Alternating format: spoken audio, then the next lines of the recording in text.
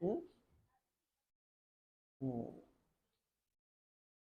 దేవుని ఆశీర్వాదం వల్ల ఫలం పొందుకోవటం అన్న అంశాన్ని ఈరోజు మనం ధ్యానం చేయబోతూ ఉన్నాం. దేవుని ఆశీర్వాదం లేకుండా మనం ఫలం పొందలేమన్న సత్యము వాక్యము ద్వారా మనం తెలియచేయబడింది. ఇసాకు జీవితంలో కూడా ఆ సంవత్సరం విత్తనం వేసినప్పుడు విత్తనము నూరంతలుగా ఫలించింది. కారణం ఏమిటంటే దేవుని ఆశీర్వాదం వలన. దేవుడు ఆశీర్వదిస్తే నూరంతల ఫలము కలుగుతుంది. అదేవిధంగా మరి రాఘవయ్య గారి యొక్క ఫలము కూడా, పంట కూడా, వారి విత్తనములు కూడా నూరంతలుగా ఫలింపచేయునుగాక.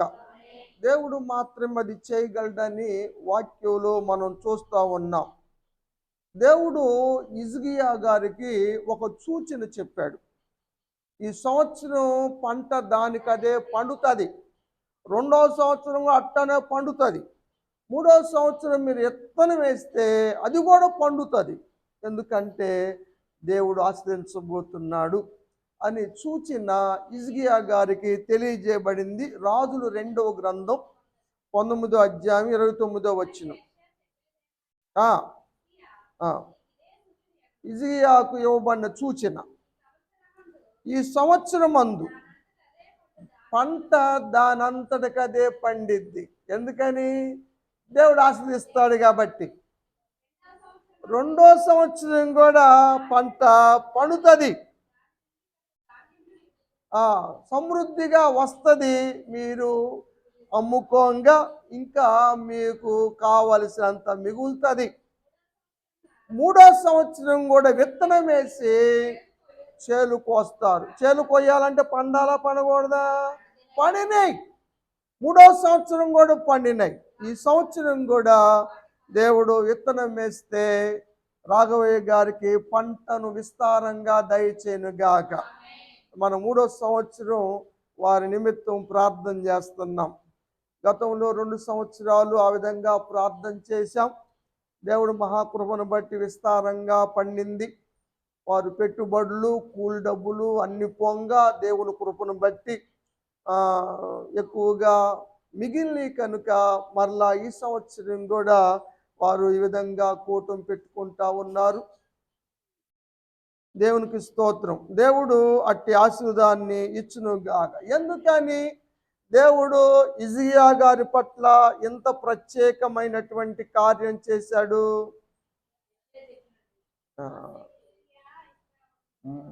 హిజ్కియా ప్రార్థన చేశాడు.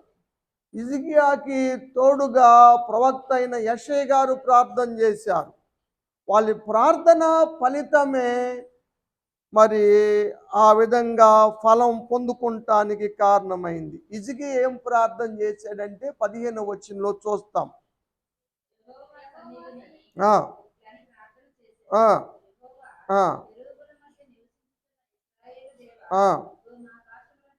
భూమి ఆకాశములను కలుగు చేసిన దేవుడవు నువ్వు. నువ్వు సమస్తానికి దేవుడివి, సమస్తము చేయగలిగిన దేవుడివి అని ప్రార్థన చేసినప్పుడు దేవుని దీవెన పొందుకోగలిగాడు. యెషయా గారు ప్రార్థన చేసినప్పుడు దేవుని సహాయాన్ని పొందుకోగలిగాడు. కాబట్టి ప్రార్థనలు మనకి సహాయాన్ని అందిస్తవి. ఆ ప్రార్థన వలన హిజ్కియా జీవితం ఎలా ఉందో మనం చూస్తాం. 2 దినవృత్తాంతముల్లో చూస్తే 32వ అధ్యాయం 27వ వచనం. హిజ్కియా గారికి విస్తారమైన ఐశ్వర్యం కలిగింది, ఘనత కలిగింది.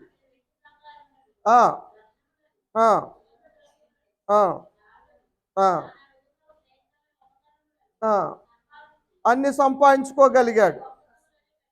ఒక్క సములను కొట్లను కట్టించుకున్నాడు. కొట్లు ఎందుకు కడతారు అంటే నిలవ చేయటానికి, అంటే నిలవ ఉండేంత పండింది. దేవుని యొక్క ఆశీర్వాదం ద్వారా కొట్లు కట్టించుకున్నాడు, గిడ్డంగులు కట్టించుకున్నాడు. గిడ్డంగులు అంటే గోడౌన్స్, ఇవన్నీ కట్టించుకున్నాడు. ఎందుకంటే పంట అంత విస్తారంగా పండింది గనుక. ఆ, ఆ, ఆ, అది పంటను, ధాన్యాన్ని, ద్రాక్షారసాన్ని అన్నీ కూడా ఉంచుకుంటానికి కొట్లు కూడా నిర్మించుకోగలిగాడు. అంటే బాగా లాభం వచ్చిందనమాట, బాగా పంట పండిందనమాట. అదేవిధంగా రాఘవయ్య గారు వాళ్ళ పంట కూడా బాగా పండును గాక, మంచిగా లాభాలు వచ్చును గాక. దేవుడు విస్తారంగా ఏదైనా చేయగలడని, దేవుని దీవెన ద్వారా ఏదైనా విస్తారంగా కలుగుతుందని వాక్యంలో మనం చూడగలుగుతా ఉన్నాం. అదేవిధంగా యాకోబు జీవితంలో కూడా దేవుని ఆశీర్వాదం వల్ల రెండు గుంపులంతా ఆశీర్వాదం పొందుకోగలిగాడు. యాకోబును గురించినటువంటి ప్రవచనం, యాకోబు సంతతి వంశం గురించిన ప్రవచనాలు మనం చూస్తాం. యెషయా గారు చెప్తాడు 27వ అధ్యాయము 6వ వచనం.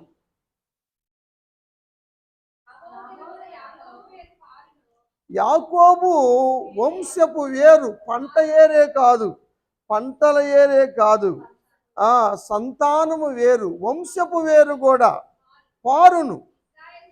వాళ్ళు చిగుర్చి పూయను, పూసి ఫలించెదరు. కాబట్టి దేవుడు ఫలింపు చేస్తాడు, ఆ కుటుంబాన్ని ఆశీర్వదిస్తాడు, ఆ కుటుంబాన్ని వర్ధల చేస్తాడు అని దేవుని యొక్క వాక్యములో ప్రవచనం ద్వారా మనం చూస్తూ ఉన్నాం.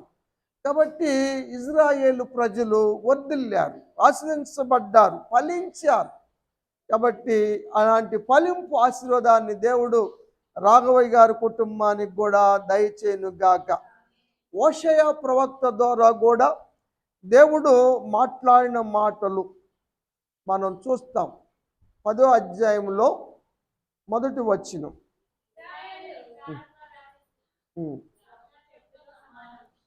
ఇశ్రాయేలు దేంతో ఆయన చిగురు పెడతావేంది, పుష్పించటమేంది అనుకుంటున్నారు మీరు.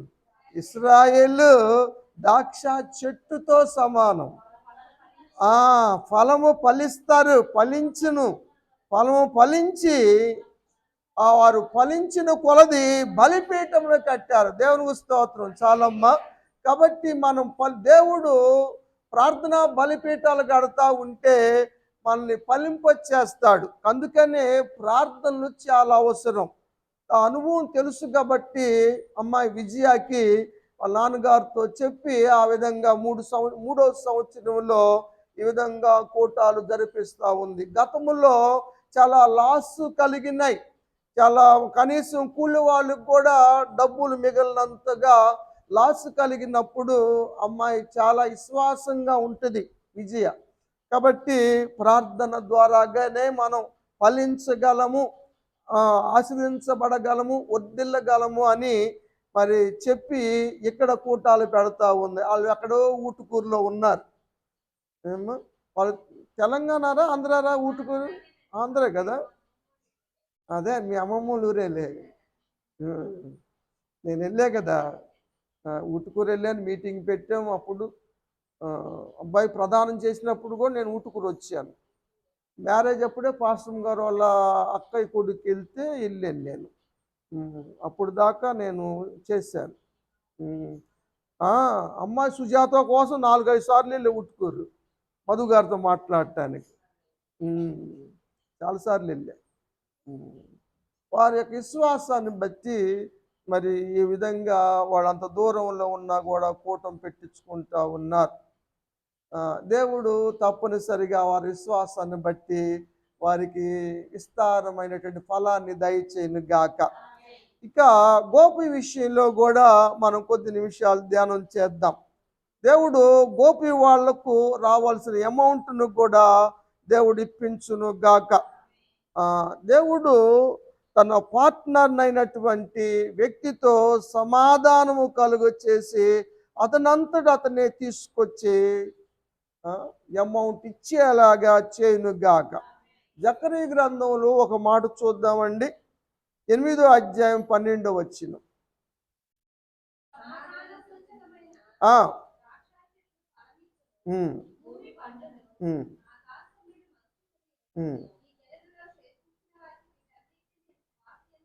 15 చదవమ్మా. ఉమ్, ఉమ్. దేవుడు తప్పనిసరిగా మేలు చేస్తాడు. గోపి గారికి కూడా మేలు చేయను గాక. చదువమ్మా. కాబట్టి భయపడొద్దు, డబ్బులు రావని గోపి గారు భయపడాల్సిన అవసరం లేదు. దేవుడు తన పార్ట్నర్తో సత్యాన్ని పలికిస్తాడు. అబద్ధ ప్రమాణాన్ని ఎత్తివేయించి డబ్బులు మొత్తం ఇచ్చేసినా కూడా ఇవ్వలేదని సగం ఇచ్చి ఆపినటువంటి విధంగా కాకుండా సత్యాన్ని దేవుడు పలికించి తీర్పు తీర్చి సమాధానపరిచి తీర్పు తీరుస్తాడు. దేవుడు అమౌంట్ ఇప్పిస్తాడు. దేవునికి స్తోత్రం. దేవుడు ఏదైనా చేయగలడు అన్న విషయాలు మనం చూస్తూ ఉన్నాం. ఎవరి బుద్ధులను బట్టి వారికి కలుగుతుంది. మంచి వారికి దేవుడు ఎప్పుడు మంచే చేస్తాడు. చెడు వారికి ఎంత అనుకున్నా చెడే జరుగుతుంది. ధారాళంగా ఇచ్చేవారు ఎప్పుడైనా ఆశ్రయించబడతారు. పిసినారితనము చేత బిగబట్టువారు నష్టపోతూనే ఉంటారని వాక్యము తెలియజేస్తూ ఉంది. యేసు ప్రభువు చెప్తారు మత్తయి సువార్తలో 7వ అధ్యాయం 16వ వచనం, వారి ఫలమును బట్టి వారిని తెలుసుకున్న వాళ్ళు మంచోళ్ళ చెడ్డోళ్ళ అన్నది వారికి జరిగే పనులు బట్టి మనకు అర్థం అవుతుంది. చదువమ్మ. ముళ్ళ పొదల వంటి వారైతే వారికి పంటలు పండవు. అది పల్లేరు చెట్టులాగా ఉండే వారిలో పంటలు పండవు. వాళ్ళకి వారు ఫలించలేరు. అదే మంచి చెట్లయితే మంచివారైతే మంచి ఫలాలు ఫలించేవారుగా దేవుడు చేస్తాడని వాక్యంలో మనం చూస్తూ ఉన్నాం. ఎందుకంటే మంచి చెట్టు కాని ఫలములను ఫలించనేరదు. పనికి మాలిన చెట్టే కాని ఫలాలు ఫలిస్తుంది. పనికి మాలిన వారుగా ఉండకూడదు. మనం దేవుడు పట్ల మనం కృతజ్ఞత కలిగి జీవించాలి. లేకపోతే దేవుడు యాక్షన్ తీసుకుంటాడు. గోపి పక్షంగా యాక్షన్ తీసుకొని తన పార్ట్నర్ చేత దేవుడు డబ్బులు ఇప్పించును గాక. సందర్భం వచ్చింది కాబట్టి నిజంగా ఇవ్వకపోతే మాత్రం లాసే, నష్టము అనుభవించాల్సిందే అని వాక్యములో మనం చూస్తూ ఉన్నాం.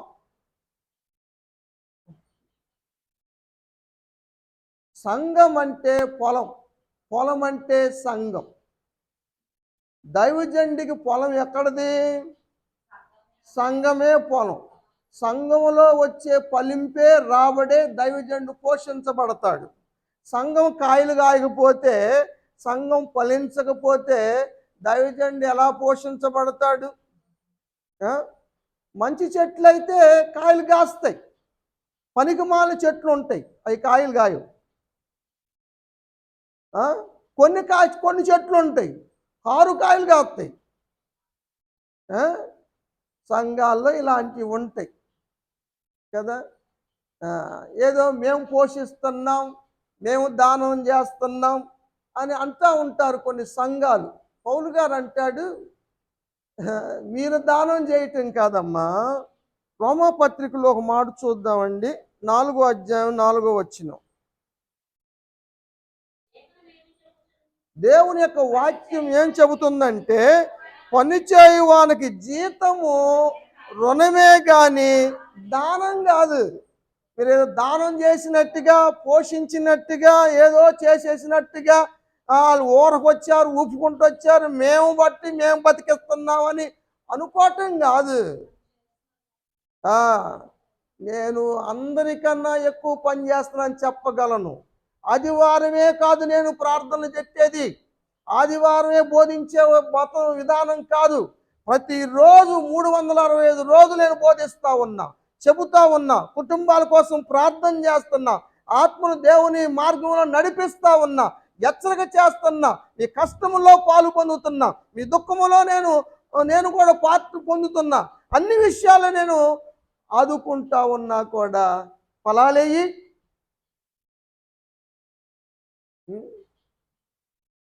ఏయో కొన్ని చెట్లు కాపులు కాస్తున్నాయి. ఆ? లేకపోతే నేను లైబ్రరీ పెట్టుకోవాలని బైబిల్ లైబ్రరీ పెట్టుకోవాల్సిన పని ఉండేది కాదు. పాస్టర్ గారు ఉద్యోగం చేయాల్సిన పని ఉండేది కాదు. ఎందుకంటే సంఘము ఫలించితే అవసరం లేదు. ప్రతి ఒక్కరూ కూడా దశంభాగం తీసుకొని వస్తే అందరూ ఉద్యోగం కన్నా మాకు ఎక్కువ వస్తుంది రాబడి. కానీ 5గురు కూడా లేరు ఇచ్చేవాళ్ళు. ఇంకా ఫలింపు ఏం వస్తుంది, ఏం పొందుతారు? రోమాపత్రిక 1వ అధ్యాయం ఏమంటాడంటే 1వ అధ్యాయం 13వ వచనంలో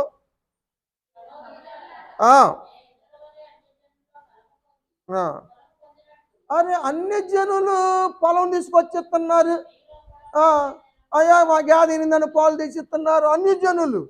అయ్యా మేము మీరు ప్రార్థన చేశారు, అమ్మాయికి ప్రెగ్నెన్సీ వచ్చింది, అది వచ్చింది, ఇది వచ్చిందని వారు తీసుకొచ్చిస్తున్నారు. అన్ని పొందుకున్న సంఘ బిడ్డలు చేతులు ఎల్లికలేస్తున్నారు కదా. చదవమ్మా.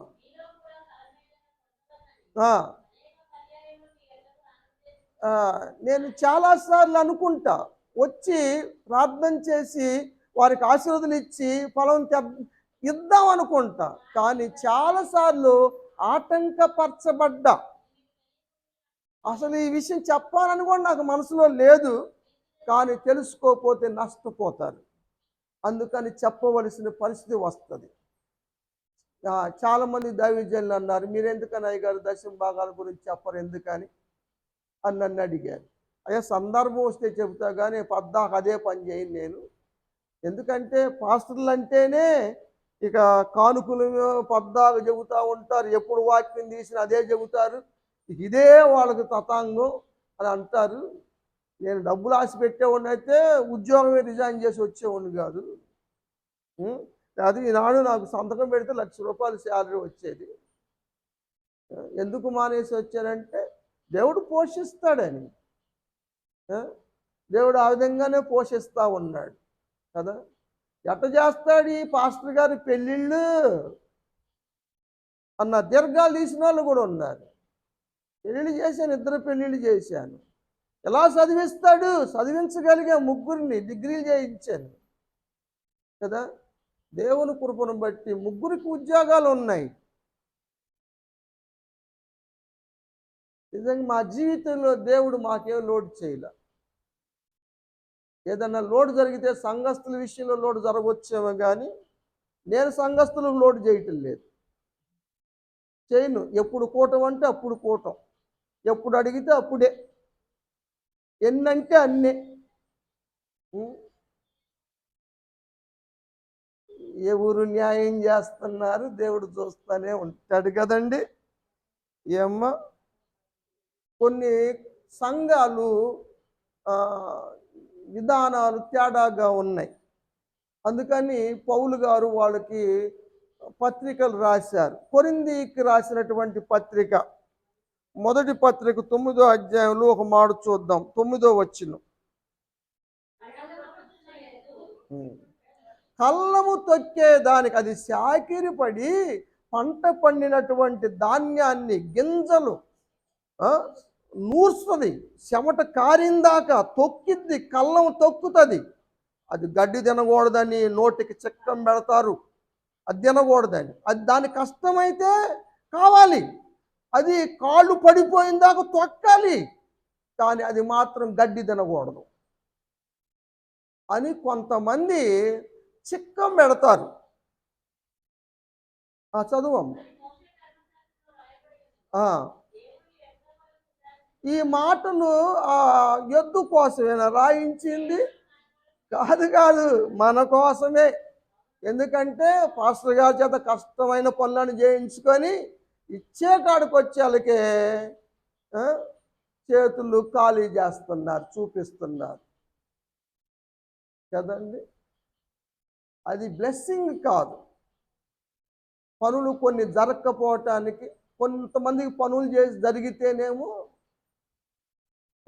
పాస్టర్ గారు వాళ్ళు గట్టిగా ప్రార్థన చేస్తున్నాడు అని. కానీ వారు ఇచ్చిన దాన్ని బట్టి ఫలం వస్తుంది వాళ్ళకి. ఇవ్వని వాళ్ళకి కూటాలు జరగట్ల. పెద్ద పెద్దోళ్ళు వస్తారు, ఎంతో స్పీడ్గా ఎంతో హుషారుగా లేచి వస్తారు చేతిలో రూ. 10 పెట్టడానికి కదా. అంటే వచ్చిన ఆదివారం నాడు రూ. 10 పెడితే రాని ఆదివారాలు తీసేసుకుంటే 2 ఆదివారాలు నెలలో వస్తే రూ. 20 నెలకు వచ్చేది. మరి ఉదయం పూట రోజు ప్రార్థన చేయాలి.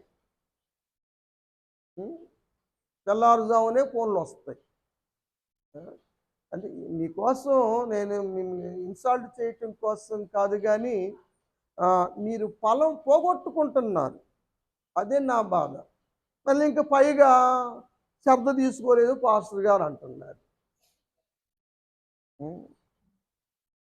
చదువమ్మ, ఈ మాటలన్నీ మన కొరకే రాయబడ్డాయి.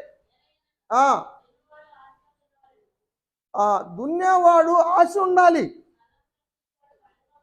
ఏదైనా భాగం వస్తుంది అనే కదా వెళ్ళేది, కష్టపడి చేసేది.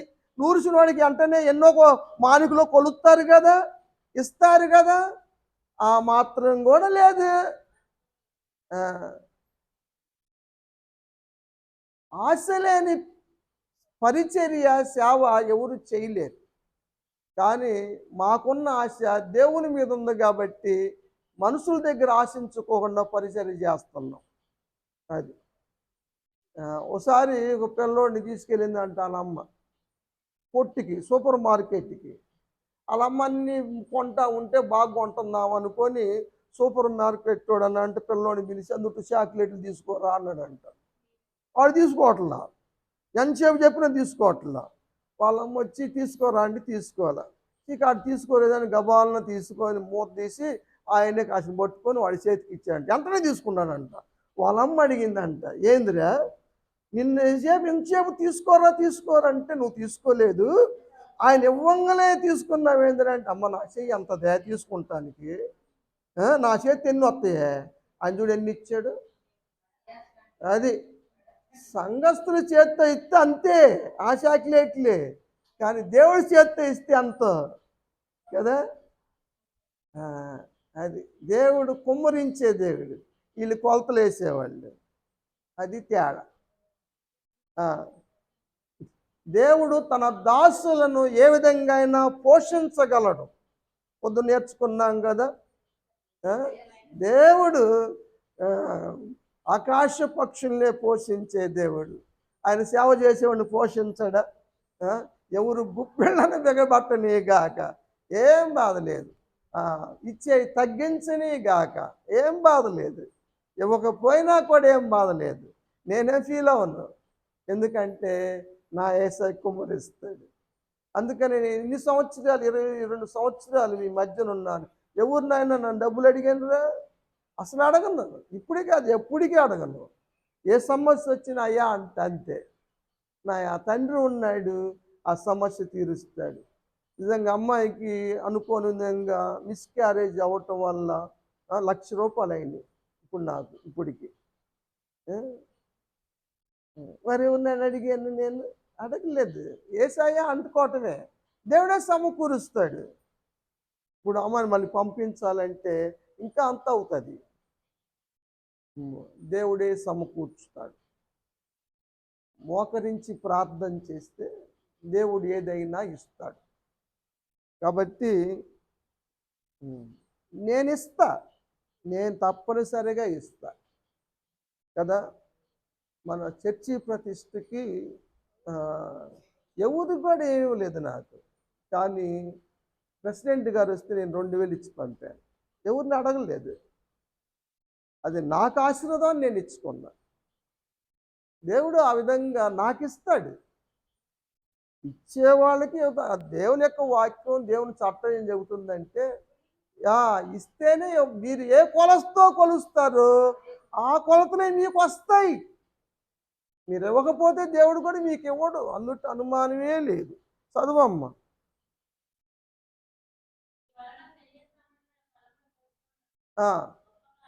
పెద్ద గొప్ప కార్యం కాదు.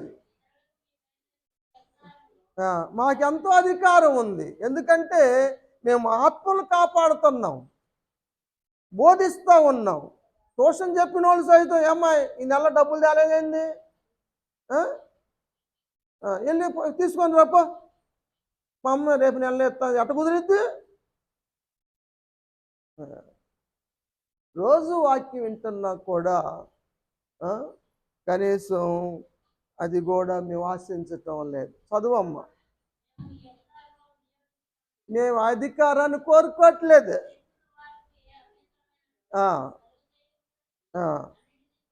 అన్నిటి ఓర్చుకోవటమే, అన్నిటి సహించుకోవటమే. ఆయనకన్నా ఎక్కువ వాళ్ళం కాదు మనం. అది నేను కూడా డేరాలు గుట్టుకున్నాను, డేరాలు పని చేసుకున్నాను అన్నాడు పౌలు గారు కదా. ఏమా కాబట్టి దేవుడు నియమించిన దాన్ని మనం వ్యతిరేకించకూడదు. సువార్తికుడు దేని ద్వారా పోషించబడాలి అంటే అది మింగేశారా 9వ అధ్యాయంలో. ఆలయం పనులు చేసేవాళ్ళు ఆలయం వల్లే పోషించబడాలి. ఇక్కడ కనిపెట్టుకొని ఉన్నందుకు ఇంకా దేనికైనా వెళ్తున్నావా? మా పిల్లలకి ఇంత చాలదండి, అంత చాలదు అంటారు. ఇన్ని వేలే వస్తున్నాయి, ఎట్ట గడిచింది పాస్టర్ గారు అంటారు. మాకు వచ్చేది 1580 రూపాయలు శాలరీ, మీకే అండి అంటారు. మరి అదేంది నాకు అర్థం కాదు. తందాకు వస్తే ఒక లెక్క, ఎదుటి వాళ్ళకు వస్తే ఒక లెక్క. దేవుని ఫలింపులు అలా ఉండవమ్మా. ఫిలోమాను పత్రిక చూద్దామమ్మా, లేకపోతే 1వ అధ్యాయం 19వ వచనం చదవండి. కొరింథీ పత్రికలోని కొరింథీ మొదటి పత్రిక 1వ అధ్యాయం 19వ వచనం. లేదు, ఫిలోమాను 1వ అధ్యాయం 19వ వచనంలో పౌలు గారు ఫిలోమానుతో అంటాడు, నేను నీకు ఉత్తరం రాస్తాను అబ్బాయి,